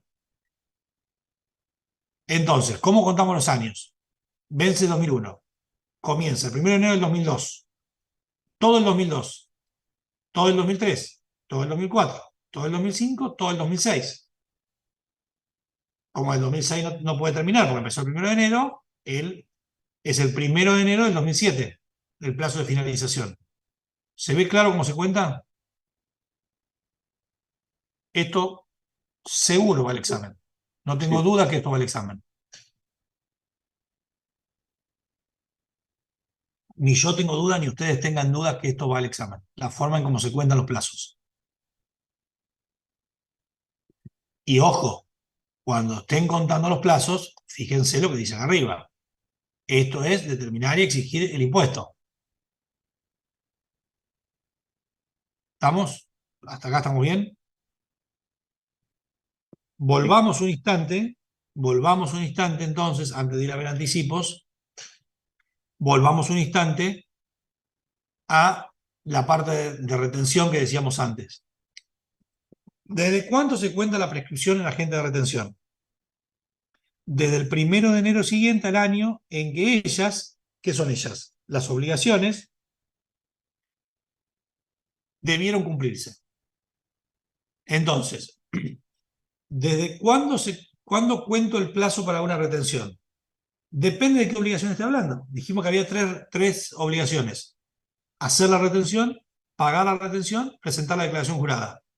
Bueno, el 1 de enero siguiente al año en que estas obligaciones debieron cumplirse. En general, no pasa nada porque todas son mensuales. El único problema es en diciembre. Yo retengo el 5 de diciembre, cuando pago el sueldo, hago un pago a cuenta el 23 de diciembre y presento la declaración jurada el 15 de enero. Entonces, para las dos primeras obligaciones, el plazo comienza el 1 de enero siguiente al año en que debieron cumplirse. El 1 de enero que sigue ahí nomás. Para la presentación de la declaración jurada, que venció el 15 de enero, el plazo comienza a partir del 1 de enero siguiente. Por lo tanto, es 1 de enero del otro año. ¿Se ve la diferencia entre cada una? Es desde el 1 de enero en que siguiente, que las obligaciones debieron cumplirse. Obligación de retener es una cosa, obligación de pagar es otra, obligación de presentar la declaración jurada es otra. Son tres distintas. ¿Se entiende? Sí, profe. Bien. Profe, pero le hago una consulta. Sí. O sea, porque son 5 años eh, contados a partir del 1 de enero del año siguiente, pero después son 5 años más para aplicar y hacerlas efectivas las sanciones? ¿Ya son 10? No, no, no, no, ¿O no, empieza no. todo junto? Igual plazo, los 5 años, igual plazo de 5 años rige para aplicar y hacer efectivas las sanciones. Lo que no sabemos es cómo contamos esto, desde cuándo lo contamos.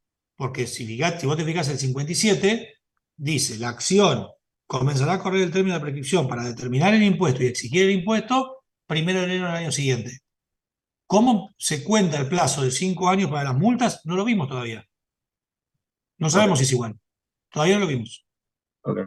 Ya sabemos que dice igual plazo, perdóname, igual plazo para aplicar y hacer efectivas las sanciones. Pero no sabemos cómo se cuenta. Sabemos que el plazo es el mismo, 5 años. ¿Sí? Perfecto. Vamos hasta acá. Sí, sí. Esto, insisto, no es difícil, pero tiene muchísimas aristas.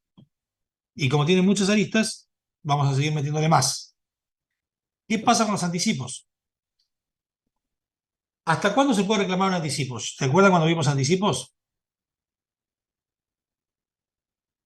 ¿Se acuerdan del 27? Sí. Hasta el vencimiento de la deuda principal. Hasta el 21, perdón. Podrá la Administración Federal de Ingresos Públicos exigir hasta el vencimiento del plazo general o hasta la presentación de la declaración jurada por parte del contribuyente, el que fuere posterior, el ingreso de importes a cuenta del tributo que deba abonarse. Entonces, un anticipo, ¿hasta cuándo se puede reclamar? O sea, ¿hasta cuándo se puede exigir? Hasta que se venza la declaración jurada o se presente la declaración jurada, de los dos, el posterior. Y a partir de ese momento, ¿qué pasa con el anticipo? Lo van a leer, pero bueno. ¿Qué pasa? Dice, a partir de ese momento, ¿se puede exigir el anticipo? No. No, no. ¿Podrá la Administración Federal de Ingresos Públicos exigir hasta el vencimiento del plazo de la presentación de la declaración jurada o la presentación, el que sea posterior, el ingreso del anticipo? El anticipo, a partir de ese momento, no se produce una prescripción, se produce una caducidad. Y acá entra a jugar la diferencia que vimos al principio de la clase. Caduca la posibilidad de exigir el anticipo por parte del fisco. ¿Caduca cuándo? Al vencimiento de la obligación principal o a la presentación de la declaración jurada, de los dos el posterior. Ese día caduca, no prescribe, caduca. Pero los intereses resarcitorios que generan esa falta de pago del anticipo no quedan subsumidos en la obligación principal. Y los intereses de esos anticipos tienen una prescripción independiente, tienen un momento diferente y tienen una prescripción, que es desde el 1 de enero siguiente al vencimiento del anticipo. Entonces, los anticipos caducan al vencimiento de la obligación principal o presentación de la declaración jurada, de los dos el posterior, mientras que los intereses pueden ser reclamados hasta la prescripción, es decir, 5 años, por 5 años del 1 de enero siguiente al vencimiento del anticipo. ¿Hasta cuándo se puede reclamar el anticipo? Vencimiento de la obligación o presentación de la declaración jurada, lo posterior. ¿Hasta cuándo se pueden reclamar los intereses? Hasta la prescripción. ¿Se ve la diferencia? ¿Sí? Anote pregunta de examen. ¿Lo ven? Sí, Hola, 1, 2, 3, 4, ¿cuándo? sí, pasa que tengo la parra del vecino ladrando. Ah, no importa. ¿Pero lo ven? ¿Los demás lo ven? ¿No están hablando nadie? Sí, profe. Hay que Bueno, procesarlo, ok. porque confuso. ¿Cómo? Que hay que procesarlo porque son tantas Profe, ¿podría? cosas que te Tiene confunden. mucha cosita, pero sí, sí, sí. Exactamente, es así. Esto es así como decís. No es decir, es confuso, puede ser. Hay que procesarlo tranquilo porque tiene un montón de aristas.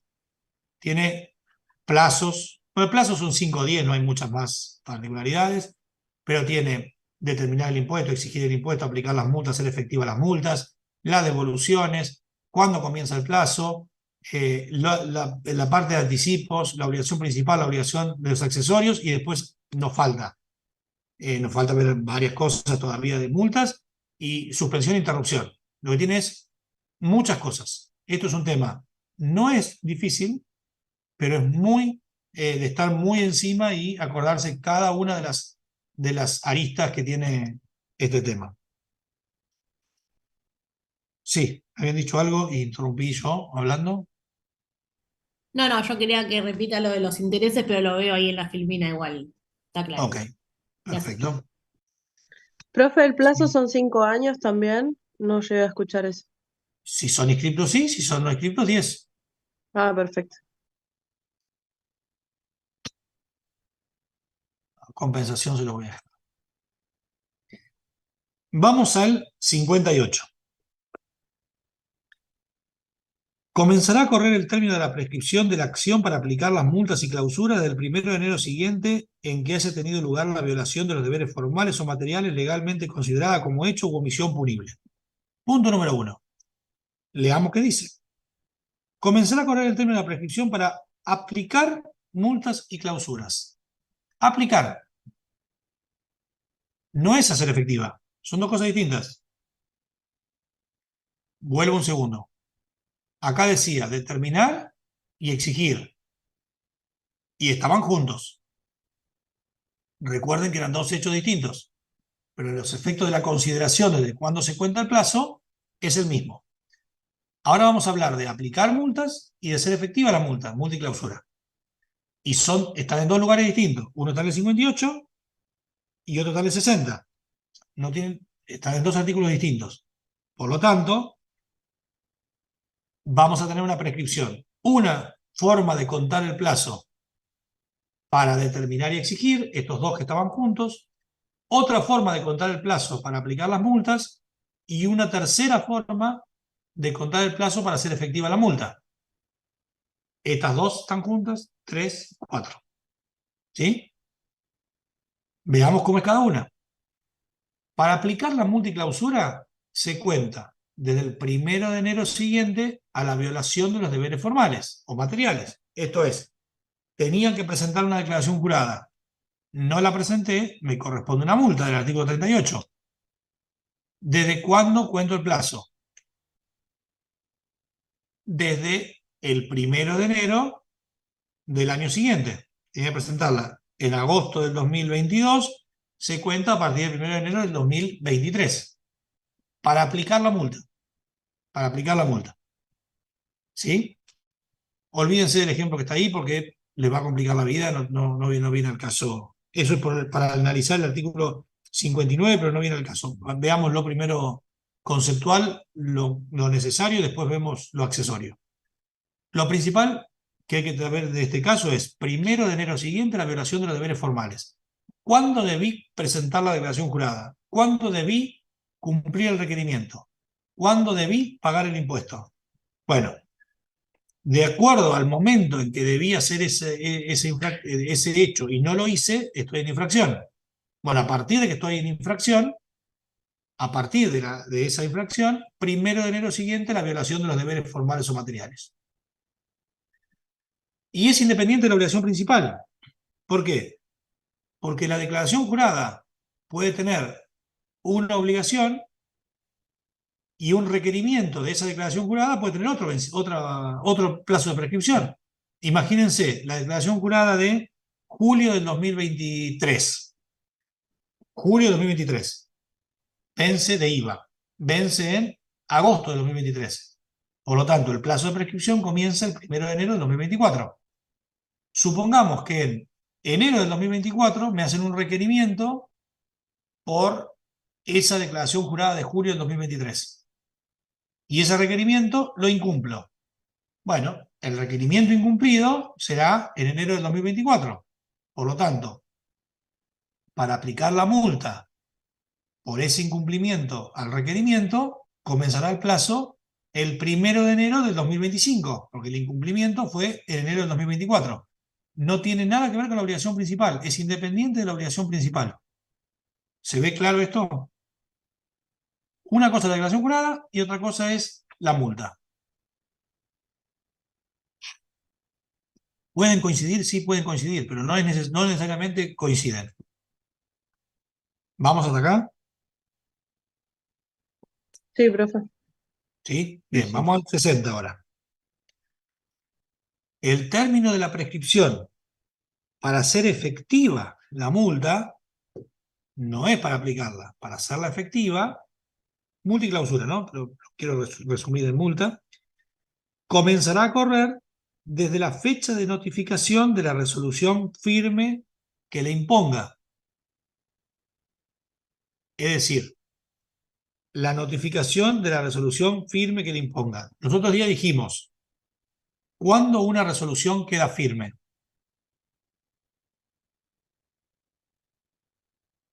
No se escucho.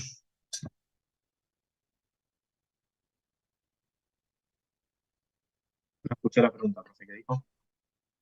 ¿Cuándo una resolución queda firme? Con la notificación. Cuando no se presentaban recursos, o sea, al día siguiente de los 15 días que se vencían para presentar un recurso. Bien. Cuando pasa el plazo que yo puedo presentar un recurso. Entonces, cuando yo notifico algo, nunca notifico una resolución firme. Notifico una resolución que por el paso del tiempo y por la inacción del deudor se transforma en firme. Entonces, acá hay una inconsistencia que tenemos que interpretar en la ley. La fecha de notificación de la resolución firme nunca se notifica una resolución firme, se notifica una resolución.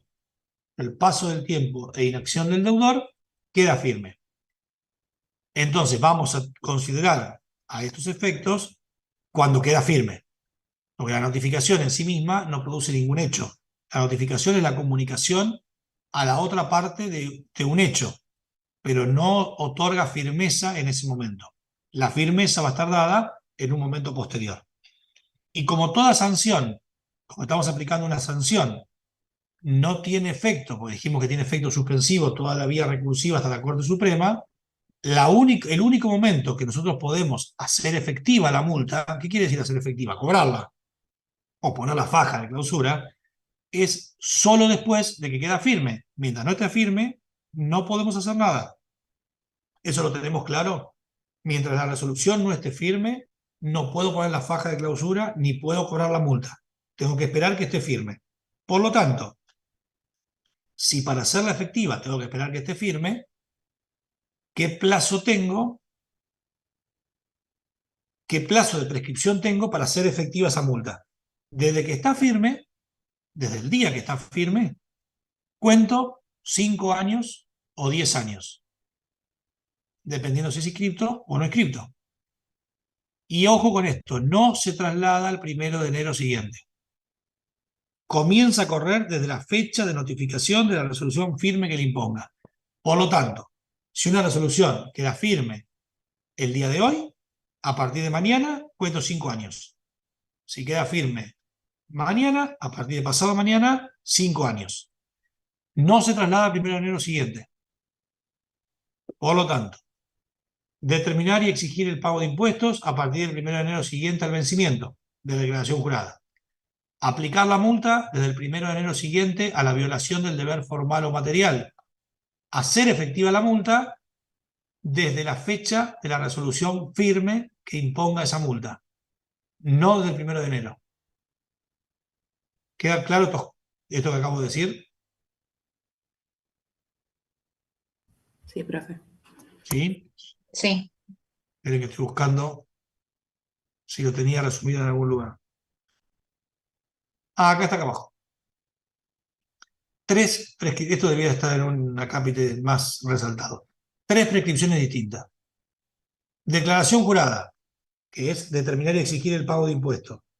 Determinación de la multa, que es aplicar la multa. Y ejercicio del derecho al cobro, que es hacer efectiva. Cada una tiene su prescripción distinta. Las 2 primeras coinciden en cuanto al 1 de enero siguiente. Las 2 primeras. Y la segunda, o la tercera, no coincide con el 1 de enero. No tiene nada que ver el 1 de enero. Que quede bien claro esto, porque esto sí trae confusión y siempre siempre caen el 1 de enero. ¿Seguimos? Sí, profe. Bueno, en el caso de créditos fiscales debidamente acreditados y devueltos,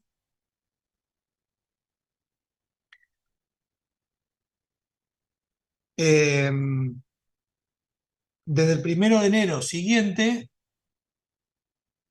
indebidamente. Vamos acá. Indebidamente es esto. Acción para reclamar los créditos fiscales indebidamente acreditados, devueltos y transferidos, que era lo que habíamos visto en el 56, inciso C. Recuerdan que les dije, dejemos de lado la parte desde cuándo se cuenta el plazo, porque lo vamos a ver después. Bueno, esto es el 56, inciso C, es indebidamente acreditados, devueltos o transferidos, desde el 1 de enero siguiente a la fecha en que se hicieron efectivos. Es decir, yo lo devolví indebidamente, tengo 5 años desde el 1 de enero siguiente al que lo devolví para poder controlar y ver si lo devolví bien o lo devolví mal. ¿Sí? Y para repetir el contribuyente, la acción para repetir el contribuyente tenía 5 años. Dijimos que estaba en el segundo párrafo del 56. La acción de repetición de impuestos prescribe el transcurso de 5 años. Ahora, ¿cómo se contará? Desde el 1 de enero siguiente a la fecha en que sea procedente, del 1 de enero siguiente, ¿a cuándo? En principio, para repetir algo tiene que estar pago. Y acá la ley, en el 61, determina una diferencia entre los pagos realizados antes de que vence el periodo fiscal y los pagos realizados posteriores al vencimiento del periodo fiscal. ¿Sí? En primer lugar, yo pagué algo de más. ¿Sí? Esto está en el 63. No obstante, el modo de computar los plazos de prescripción a que se refiere el artículo precedente, la acción de repetición del contribuyente responsable quedará expedita desde la fecha de pago. Es decir, en primer lugar tengo que pagar. Si no pagué, no puedo pedir la repetición de nada. Eso está claro. La repetición es la devolución. Recuerden, más allá del análisis puntual del hecho imponible, es una devolución. Lo único que tiene que haber es un pago de más. Ese pago de más se pudo haber hecho antes de que venza el periodo fiscal, por ejemplo, un pago a cuenta de una declaración jurada, que yo puedo hacer antes, anticipo, retenciones, pago a cuenta, antes de que venza el periodo fiscal, o puedo hacerlos después de que venza el periodo fiscal. Si los hago antes de que venza el periodo fiscal, la acción de repetición se cuenta, los 5 años se cuenta desde el 1 de enero siguiente al vencimiento del periodo fiscal. Si yo tengo un pago posterior al vencimiento, se cuenta en forma independiente para cada pago, desde el 1 de enero siguiente a cada pago. Si la declaración jurada vence en agosto del 2023, todos los pagos que hice hasta agosto del 2023, los pagos que hice de más, puedo pedir la repetición desde el 1 de enero del 2024 por 5 años.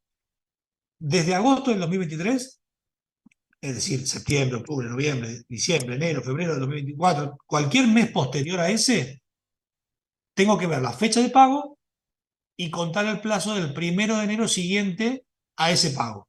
Si pagué en septiembre del 2023, coincidirá y será a partir del 1 de enero del 2024, pero si pagué en enero del 2024, el pago que estoy pidiendo de la repetición, el plazo se contará del 1 de enero del 2025. Es decir, una cosa es pagos anteriores al vencimiento y otra son pagos posteriores al vencimiento. ¿Se entiende?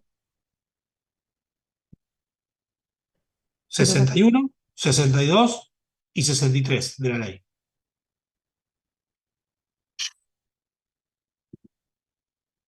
¿Estamos? Sí, sí. ¿Están procesando? Le dije que no era difícil, pero que tenían que mirar muchas cosas. Requiere mucha atención el estudio de este punto. Y se lo dije 38 veces, y permítanme decírselo la vez 39 o la vez 68, porque ya no me acuerdo cuántas van. Si dejan para el último día o para la última semana estudiar todo esto, no llegan. No llegan. Así que recuerde que la fecha de examen es, que no me acuerdo cuándo era, 16. 16. Bueno, entonces si es 16, no empiecen el 10 a estudiar o el 14 a estudiar. Empiecen a estudiar ya. Este tema mañana, pasado, ya lo tienen que tener masticado para que podamos ver las preguntas el lunes que viene, para poder ir viendo las dudas que surjan. No esperen al 16, porque aparte jueves, miércoles, hay el ejercicio, ahí van a trabajar, van a tener un montón de cosas, no hay un fin de semana en el medio. No llegan si empiezan a estudiar tarde. ¿Sí? Les dije que la parte teórica, esta es la más complicada que la primera parte. También les dije eso. ¿Seguimos? Sí. Bien. Veamos estos dos conceptos ahora. Suspensión e interrupción. Esto es lo que queda, digo, solo lo que vimos. O sea, digo que vimos, igual vimos casi todos. El único que salteamos es el 59, para no complicarnos, pero lo vimos de más, lo vimos todos. 65, de ahí en adelante. ¿Qué es la suspensión de la prescripción? La suspensión es algún hecho que detiene el cómputo del tiempo por un lapso. Pero cuando se reanuda ese lapso, cuando se reanuda la prescripción, cuando se reanuda, el plazo que sucedió antes de esa suspensión se cuenta y se suma al que ocurra después de ese hecho. Por ejemplo, hay un hecho que se suspende por un año. Entonces yo vengo con una prescripción, empecé a contar la prescripción el 1 de enero del 2022. Y estoy hoy. Hoy hay un hecho que pasa que suspende por un año. Entonces, el 1 de enero del 2022 al 1 de enero del 2023 pasó un año. Al 1 de noviembre pasó un año y 10 meses. Un año y 10 meses. Lo guardo en una bolsita. Hoy hay un hecho que suspende la prescripción por un año. Quiere decir que desde hoy hasta el 1 de enero del 2024 no se cuenta el plazo. Comienzo a contar el plazo otra vez el 2 de noviembre del 2024. Cuando empieza a contar el plazo el 2 de noviembre del 2024, voy a sumar lo que tenía acumulado. Voy y busco la bolsita y tenía la bolsita un año y 10 meses. Bueno, tengo un año y 10 meses. Empiezo a contar ahora los 2 meses que me quedan, noviembre y diciembre, para hacerlo redondo. Ahí llevo los 2 años.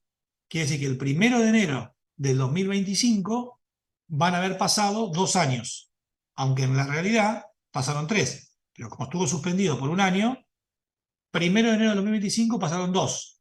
Al 2026, 3. Al 2024, 5. Perdón, que me perdí. Al 2026, 3. Al 2027, 4. Al 2028, 5. 1 de enero del 2028 prescribe algo que empezó, ya no me acuerdo cuándo había empezado, el 1 de enero del 2022. Hay un año más. Es como una especie de pausa, digamos. Es como que pausamos el Una pausa. Exactamente, es como poner pausa. Claro. Y veo una serie, pasaron 32 minutos, pongo pausa, estoy 3 días, y cuando vuelvo me quedan los 16 minutos restantes. Claro. Es una pausa. Es una pausa. Es un buen ejemplo ese. Poner una serie, pausa, me voy, hago algo, voy 3 días. Ese momento no se cuenta. Cuando vuelvo sigo de donde estaba. El ejemplo contrario, y después vamos a ver las causas, esperen que podemos acá. El efecto contrario, después ahora vamos a ver las causas, pero el efecto contrario es la interrupción. ¿Qué pasa con la interrupción? Vuelve la serie a cero. El efecto de la interrupción es tener por no sucedido el lapso que la precede e iniciar un nuevo plazo. Venimos transcurriendo un año y 10 meses de prescripción. Hoy pasa algo que interrumpe la prescripción. Bueno, cuando empieza a contarse el plazo de nuevo, será cuando será, ese año y 10 meses que tenía en la bolsita, lo tiro a la basura y empiezo de cero. Se empiezo a contar de nuevo los 5 años, o los 10 años, o lo que tenga que contar. En el ejemplo de la serie, en lugar de poner pausa, pongo comenzar de cero. Hay un hecho. Reanudar en Netflix. Reanudar, no, reanudar no. Reanudar no sería. ¿No Reanudar comienza es de cero? empezar de cero, ¿cómo es? Creo que es No es reanudar. reanudar. Pero Reanudar bueno, es la suspensión. sí, Desde el comienzo. Hay uno que dice desde el comienzo. eso es. Bueno, entonces en Netflix sería, la suspensión sería reanudar, la interrupción sería desde el comienzo. ¿Se ve claro cómo es uno y otro? Bueno, ahora, ¿qué es? Una cosa es la definición y otra, ¿qué hechos producen uno u otro? Bueno, los hechos que producen uno u otro, ¿quieren verlo ahora o quieren verlo mañana? Así descansan un poco. Porque no vamos a llegar a ver todo y van a estar... ¿Lo veo mañana? Bueno. Bueno, ¿Sí? Para dejarlos, los dejo hasta acá, así ya con esto tienen para divertirse un rato. Tenemos para entretenernos. Por eso, los dejo acá, así 10 minutos 11 minutos de paz, y mañana le doy las causas de suspensión, al menos alguna causa de suspensión y alguna causa de interrupción. Tampoco vamos a verlas todas, pero vamos a ver por lo menos esta que está en el 65A, la vamos a ver. Vamos a ver esa del 65A, y de interrupción vamos a ver la del 67, no más que eso. ¿Sí? Ok. ¿Cortamos acá? bueno, ¿Le puedo profe. hacer una consulta? Todas las que quieras. Me quedó una duda en el artículo 61 en la acción de repetir. Bueno, el plazo es desde el 1 de enero siguiente al vencimiento del periodo fiscal por 5 años. ¿Esto es siempre 5 ¿5 o años? 10? No, no, Eso, 5 o 5 o 10. 10, El plazo, cuando yo digo 5 años, es para digo inscriptos, genérico porque es el plazo de inscripto o no inscripto. general. Lo digo genérico 5 años partiendo del Ah, listo. supuesto de incluyente inscripto. Pero, y si estás repitiendo, lo más probable es que seas inscripto. Sí, sí, Una pero. repetición de un no inscripto es medio rara, pero bueno, sí siempre cuando hablamos de plazo es 5 o 10. Ah, listo, listo. Sí, siempre. Y el Gracias. 61, ok. Ahí lo que tenés que acordarte es si estás antes del periodo fiscal o después del periodo fiscal, para saber cuándo empieza. Sí, sí, gracias. Ok. ¿Algo más quedó? Bueno, espero mañana estén vivos después de esto. Vivos en el sentido de, no literal de la palabra, sino activos después de todo esto. Sí, para leerlo y mañana hacer preguntas. Bueno, sí. Tampoco voy a aspirar a que hoy lean todo y mañana pregunten. Con que lo hagan antes del examen ya me quedo tranquilo. Bueno, nos vemos mañana. Nos vemos mañana, profe. Ok, hasta mañana. Chao, Hasta mañana. Gracias. Chao, buen día. chao, que tengan un buen día. Hasta luego. Gracias. Record.